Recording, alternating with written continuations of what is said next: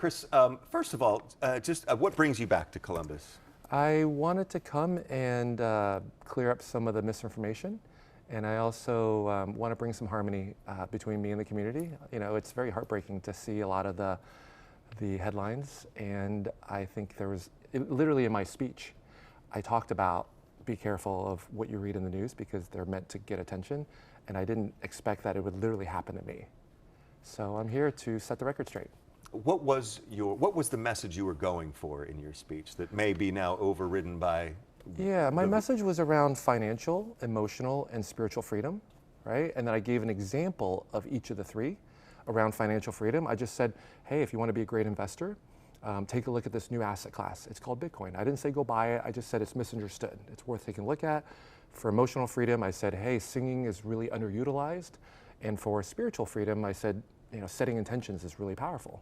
And then I had a last bit on conflict resolution, you know, especially in an election year, to listen to both sides and be able to hold both perspectives. So that was my message. You know, you got booed when you brought up Bitcoin. I did. How did you feel about that? It was rough. I wasn't expecting it. I thought the younger generation would love it. So it completely caught me off guard. It did come largely from the student section. Yeah, yeah. So you said you thought that might, you didn't expect that to happen. I didn't expect that, no, because I had actually sent out drafts. You know, I had shared drafts over the weekend. I needed to submit my draft by Monday night. So the feedback I got mostly was around my comments on conflict resolution. And I took a lot of that to heart and I actually changed it. But there was not much mention of Bitcoin. There was a little bit, but I didn't think it would be so triggering for folks. Yeah. You know, one of the biggest issues too, post-speech, was that you admitted on your social media to using psychedelics to help you write it. Yeah, absolutely. I actually posted about that 2 weeks before. Okay. Why did you, first of all, use those to help you write a speech? It's part of my spiritual journey. It's part of my spiritual practice. So back in 2019, I was going through a rough patch in my relationship life. And I watched Tony Robbins, there was a clip that said, heal the boy and the man will appear. And I really took that to heart. And I said, you know, I probably have a lot of healing to do inside. And a few weeks later, I was at a conference when one of the speakers on stage said, you can meditate your way up the mountain. It will just take a long time. Or there's a ski lift, and that's the form of psychedelics. And if you actually look at the psychedelics that I tend to work with, these are medicines that come from the jungle of Peru, of Colombia. Humans have worked with these for thousands of years, right? There was a certain president that banned it in the 70s. And that person took us off the gold standard and created inflation, you know, or that happened. And so I've been working with psychedelics for the last 5 years in my own healing journey. And I've also been working with it from a creativity standpoint. And always in a very intentional, very sacred way. No different than, you know, you look at John Lennon, you look at Steve Jobs, you look at Elon Musk. There's a lot of folks who work with these psychedelics for healing creativity. Why put it out there, though, for everyone to see? I'm a very open person, and I'm someone who likes to just share what works for me. And I also do think psychedelics offers us one of the best hopes to heal a lot of trauma. I mean, you look at Ohio State University, we're one of a handful of universities that has a clinical psychedelic research center right in the heart of the campus in Bricker Hall on the first floor. There is a Center for Psychedelic Research and Education, right? One of the PhD students who graduated that Sunday did her dissertation on ayahuasca and resilience. So I think a lot of folks, when they hear drugs, they think heroin, they think meth, but there's also another category called plant medicines, which are totally different. And at Ohio State, they're studying it for veterans, for PTSD. They're studying it for cancer patients with depression and with minorities who've been bullied and felt oppressed, right? So this is actually a proven scientific, you know, thing.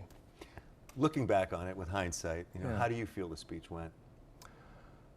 It could have been better, right? It could have been smoother. I could have done it differently. And I actually tried to. I had to submit my speech on Monday night. And I got to campus on Wednesday. I talked to some folks. I got feedback Wednesday, Thursday, Friday. And at the rehearsal, I got some more feedback. And by Friday night, I actually thought maybe I'll restructure it so it's more traditional in the beginning. And then there was more of an experiential part at the end. And I emailed in to see if I could get it changed. But by then, by Saturday, it was too late because they had already done the closed captioning. You know, the production team had already put the slides in. So, because what I did is what I've been doing for over a decade with corporations. And I also did the same thing at the 2018 Honors and Scholars Kickoff for 3,000 students. If you look at my Instagram, one of the first posts is me with 3,000 freshmen. In the beginning, we moved our bodies to get some energy going. I talked for 15 minutes, and at the end, we sang Lean on Me and Good Riddance. And afterwards, I remember every single student that came up to me afterwards said, man, love the singing, that was so beautiful, like they could really feel it. And so that told me that there's something really powerful about music and, you know, connecting with the emotions. Okay.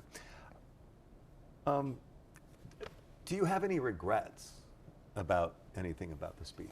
I do. Obviously, I didn't expect it to go the way that, at least some of the feedback, right?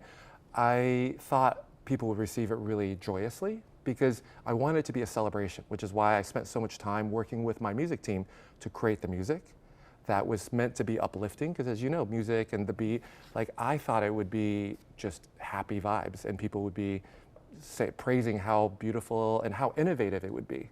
Because to me, ever since 8th grade, I'm a big believer that tell me I forget, show me I remember, involve me I understand. And so from my point of view, I've been an educator all my life, I like to involve people. And I think that is how sometimes people might find me too casual. You know, I like to keep it more conversational, and I like to make sure people understand what I'm saying. Because I've listened to a lot of speeches where I don't remember anything the next day. And I really, you know, the way I approached the speech was, if my brother was graduating or if my younger self was graduating, what do I absolutely want that person to know so that they can be the best? You know, as I understood the assignment, commencement means to prepare somebody for the journey ahead. And so to me, the 3 biggest opportunities are around financial, emotional, and spiritual wellness. So you talked a little bit about hearing it from both sides. Yeah. You know, what criticism, support, feedback have you gotten in the weeks since the speech? I've heard that I was an embarrassment to the university. I heard that I was a clown. I made a fool out of everybody, that I focused too much on myself. It was self-promotional. So I heard a lot of that. On the other hand, I also heard people said it was the most brilliant speech, the most actionable speech. Somebody else said that, you know, I basically packed 20 years of wisdom in 10 minutes. And that really resonated with me because I really tried. I think, you know, people think I didn't take it seriously. And March 8th was when I received the email, you know, and from the moment that I realized the email was real and this was happening, there wasn't a waking moment where I didn't think about it. And I was constantly taking notes. And that's also why I did multiple psychedelic journeys as a way to really be more creative. Because, you know, let's face it, if I'm not creative, there's no impact. There's so much information coming at us, right? And people will forget. And I really do care about the community. I care about the students there. I care about the family members. And I really want to impart the wisdom that I've developed over a decade with the folks here. And some people accuse me of being promotional. I only got into Bitcoin 3 months ago. It's not like I'm a Bitcoiner from 10 years ago. I got in when the ETFs came out, and that was a huge signal to me that this asset class has matured. And the more I dove in, the more I realized this is going to be the best performing asset class. I have no doubts. And so I just wanted, I share this same information with my brother, with my dad, with my meditation teachers and my wellness coaches. So I have a little WhatsApp group where I share all this information. I don't make a penny off of it, right? And then people were like, oh, you promoted singing, you promoted your bracelets. And I say, you know what? This is my life's work. I've put in over $1 million to give these away to hospitals, to homeless folks, to schools. I don't make money off of any of these projects. It's just purely a give back. I've been lucky that I've been able to have some financial independence based on my work at Facebook. So the past year, I've just been full service of humanity. So your money comes from Facebook, not from My Intent? No, I've just put money in.